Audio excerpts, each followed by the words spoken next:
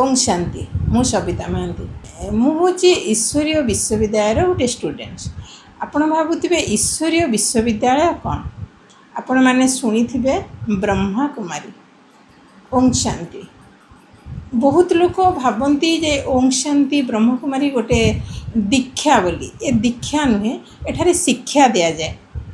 दुनिया रे दुख अशांति भय केते माड़ी आसुची। आपण माने देखुथिबे घरे घरे चिंता दुख आउ भय ए सब को दूर करिया पे लोक जेते साधन आनिले मध्य से दूर ही पारु नाही।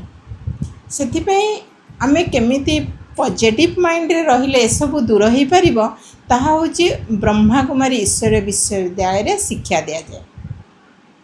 ताले आपणक घर पाखापाखि जदि ब्रह्मा कुमारी ईश्वरीय विश्वविद्यालय अच्छी आपण माने सेठाकू जातु यार सुविधा उपभोग करंतु। सेठारे आमर भौणी माने अच्छंती आपन को ए विषय रे बुझे देबे।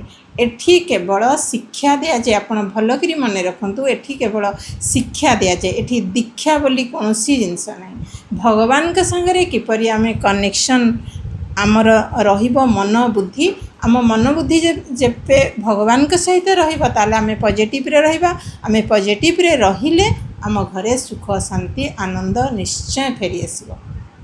ताले मु रहुची आउ गोटे एपिसोड रे आपन को मु ए विषय रे किछि कहिबी। ओम शांति।